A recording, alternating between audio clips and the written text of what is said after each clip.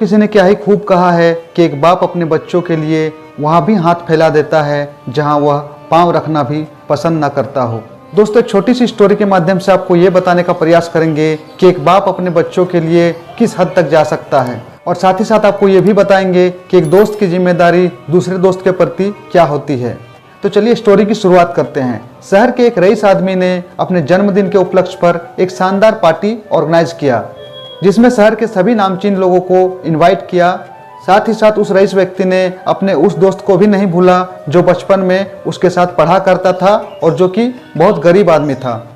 तो उस रईस आदमी ने बर्थडे पार्टी के लिए उसे घर जाकर के इनवाइट किया और उसने भी अपने दोस्त से ये कहा कि मैं ज़रूर जाऊंगा। तो फाइनली पार्टी वाले दिन शहर के जितने नामचीन व्यक्ति थे अपने अपने हैसियत के हिसाब से कुछ गिफ्ट्स लेके जाते हैं और वहाँ जाकर के पार्टी में शरीक होते हैं। साथ ही साथ गांव का जो व्यक्ति था वह भी अपने हैसियत के हिसाब से एक छोटा सा गिफ्ट लेकर के वहाँ पहुँच जाता है। तो पार्टी शुरू हो जाती है, सब लोग घूम फिर रहे हैं। दोस्तों, प्रोग्राम बहुत ही अच्छा चल रहा था। इतने में उस अमीर व्यक्ति को ये रियलाइज होता है उसकी उंगली में जो डायमंड की अंगूठी थी वह कहीं गुम हो गई, यानी कि उसकी उंगली से कहीं गिर गई। दोस्तों, वो अंगूठी काफ़ी महंगी थी क्योंकि उसमें हीरा लगा हुआ था। तो उतने में उस रईस आदमी ने अपने किसी दोस्त से कहा कि यार मेरी अंगूठी कहीं गिर गई। तो पार्टी में जितने भी लोग थे सभी बिल्कुल अलर्ट मोड में आ गए। सभी दोस्त मिलकर के उस रिंग को ढूंढने लगे, लेकिन ढूंढने के बावजूद नहीं मिला। जब इतना ढूंढने के बाद भी अंगूठी नहीं मिली, तभी एक दोस्त ने कहा कि क्यों ना सबकी तलाशी ली जाए, नहीं तो लाइफ टाइम तक तुम्हारे मन में ये चलेगा कि मेरे ही किसी दोस्त ने वो अंगूठी ली है। तो उस अमीर आदमी ने कहा नहीं नहीं, कोई बात नहीं, मिल जाएगी। सभी दोस्तों ने फिर से कहा कि तलाशी जरूर लेनी चाहिए, लेकिन वो अमीर आदमी तलाशी के लिए नहीं मानता और कहता है फिर से नई अंगूठी ले लेंगे।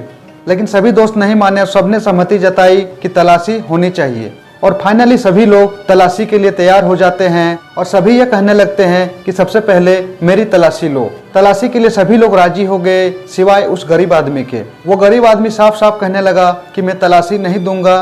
तभी अन्य सभी दोस्त कहने लगे कि तलाशी तुम्हें देनी होगी। तब वो गरीब आदमी रिप्लाई करता है कि जहाँ दोस्ती होती है वहाँ विश्वास भी होना जरूरी है। पार्टी में जितने भी लोग शामिल थे सभी को ये लगने लगा कि अंगूठी जरूर इस गरीब आदमी के पास है, और इसी ने मौका देख करके चौका लगाया है। पार्टी में उपस्थित सभी लोग अपने अपने अंदाज से उस गरीब को बेइज्जत करने लगा।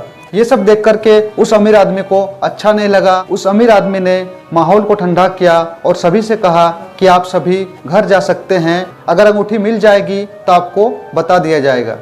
तो फाइनली पार्टी समाप्त हो जाती है और सभी अपने अपने घर चले जाते हैं।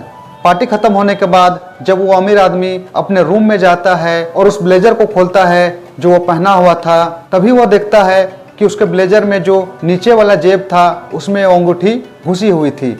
वो अमीर आदमी मन ही मन खुद को दोषी मानने लगा। वो यह भी सोचने लगा कि उसने तो मेरे गरीबी के दिन भी देखे थे, अमीर तो मैं बाद में बना, जितने भी मेरे अमीर दोस्त बने वो तो बाद में बने। तो वह अमीर आदमी सुबह उठते ही सबसे पहले अपने उस गरीब दोस्त के घर जाता है और कहता है कि यार वो अंगूठी मिल गई, मुझे माफ़ कर दो, मेरी इस अंगूठी की वजह से तुम्हें बहुत कुछ सुनना पड़ा। तो वो गरीब आदमी मुस्कुराकर कहता है चलो यार मिल गई, बहुत अच्छी बात है। तो उस अमीर आदमी ने कहा कि जब अंगूठी तुम्हारे पास नहीं थी तो तुमने तलाशी से मना क्यों कर दिया। तब वो गरीब आदमी जवाब देता है कि पहली बात तो ये है कि जहाँ दोस्ती होती है वहाँ शक नहीं किया जा सकता है, और दूसरी बात क्या है, चलो मैं अपने रूम में तुम्हें दिखाता हूँ। वह गरीब आदमी उस अमीर आदमी को लेकर के अपने रूम में जाता है और दिखाता है कि उसका बेटा लेटा हुआ है।